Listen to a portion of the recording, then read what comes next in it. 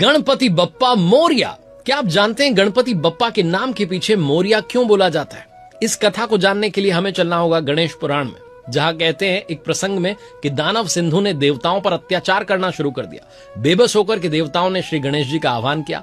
गणेश जी ने उनकी रक्षा के लिए मयूर यानी कि मोर को अपना वाहन चुना और 6 भुजाओं वाला अद्भुत रूप धारण किया। इसी रूप से उन्होंने दानव सिंधु का संहार किया। इसीलिए मोर गांव में जो विराजमान गणेश जी हैं उन्हें मयूरेश्वर कहा जाता है। कहते हैं कि वामन भट्ट और पार्वती बाई जी ने भी मयूरेश्वर की कठोर आराधना की और उनकी कृपा से उन्हें जो पुत्र प्राप्त हुआ, उन्होंने अपने आराध्य के नाम पर ही पुत्र का नाम रखा मोरया। मोरया बचपन से ही गणेश भक्ति में रमे हुए थे। वो थेऊर में जाकर के कठोर तपस्या करने लगे और कहते हैं कि इसी तपस्या से उन्हें सिद्धावस्था में गणेश जी ने जो है दर्शन दिए।